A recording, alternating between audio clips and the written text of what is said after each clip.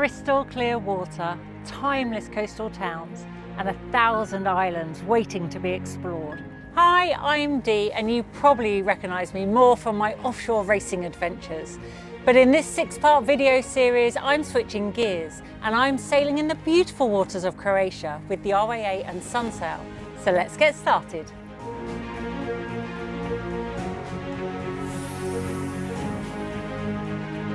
In this episode, we go towards the island of Vis, taking our time to stop, swim and explore along the way.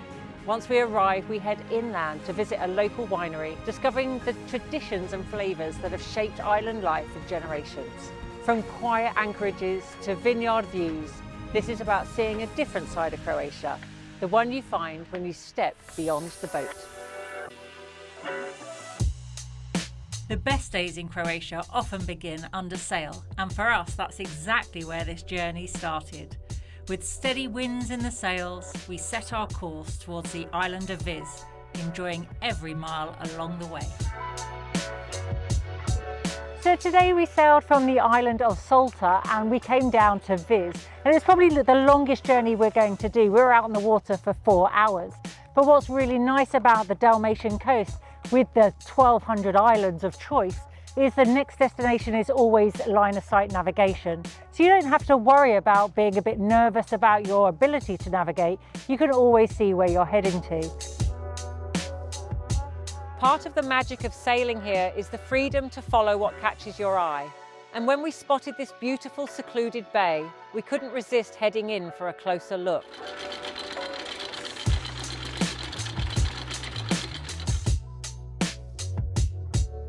Sailing holidays are perfect for a bit of spontaneity, the chance to go swimming, snorkeling, paddleboarding, so don't forget to pack your swim gear.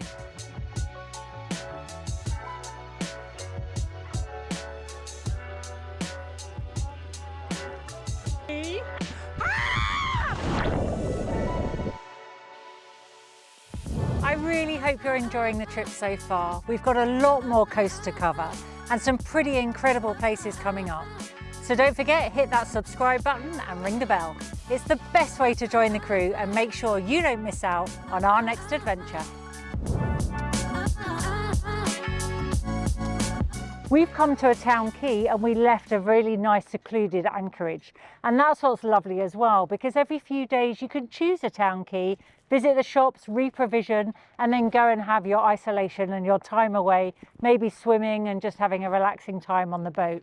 Staying overnight in the town also gives you a little better feel for the local lifestyle. You get to see what the locals do, you get to experience the food, and there's always other options. So if you get a day that's a little bit overcast, where you don't want to go swimming in the bay because it's a little bit chilly, you can book another experience. For example, there's wineries on every single island, and each island has their own type of wine.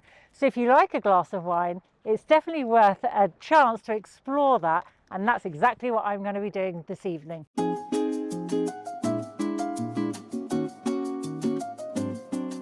So Myrna, we're in Vis, which, correct me if I'm wrong, is Mamma Mia land. It is.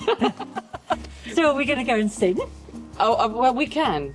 We can. You know, the place we're going to has amazing acoustics. So where are we going? Enlighten me. I am taking you to a bunker. I know. It's a Second World War bunker, I think. Mm-hmm. And then there's this guy, he's called Antonio Lipanovic, and he had an amazing idea to put all of the wine he produces here on the island inside that bunker. So that's his winery now.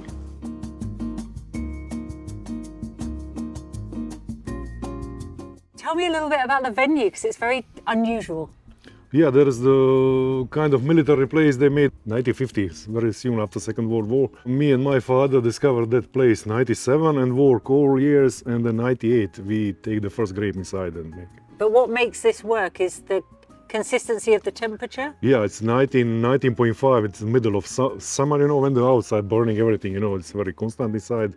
In the winter time, maybe 3 or 4 degrees less, you know, humidity and constant, you know, which is very important for fantastic place for wine production. And tell me about the grape, because your grape is very particular, isn't it? We're very proud of Ugava, and she's in the heart of every winemaker, truly winemaker in Island Vis, you know, because it's unique and growing up just here in Island Vis. And the production of Fugava maybe it's 60%, you know, another 40% is Plavac Mali, which is all kind unique because they growing up in the sandy soil in the southeast part of island Vis. So it's all about the soil different. that makes the grape. Yeah, very different, you know. And from grape picking or cutting, vine cutting, to bottle of wine production, how long is the process? Less than a year for white and fresh wine, and for Opol, this is Opol. It's kind of variant, you know, of variety of rosé wine here in island Vis, which is traditional, but for aging wine and complex wine, you know, it's for 5 years. Yeah. And family business with your father, and now your son works with you. Oh yes, what I know, it's the first signature is my name here in island Vis. It's 1589.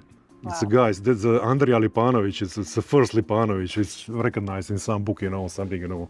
So this is the 7th, 8th generation or something, you know. So it's in your blood. The wine is literally in your blood.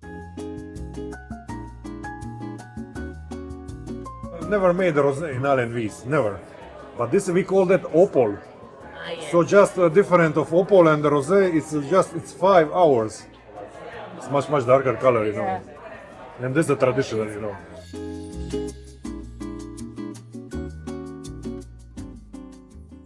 So we had a long sailing day, and actually it's been lovely to be tied up to the town quay this afternoon. It allowed us to stretch our legs, go and explore the town, visit the shops, go to a restaurant and enjoy the wine tasting, of which I've even purchased some goods to take home because it was that good. So it's been very different walking on land, getting a vibe for the place and seeing all the locals. So it's a very different experience when you tie up to a town quay, but well worth doing.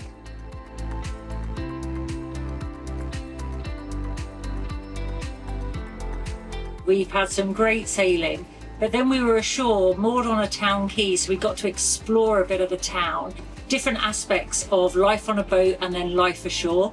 And it's been really varied.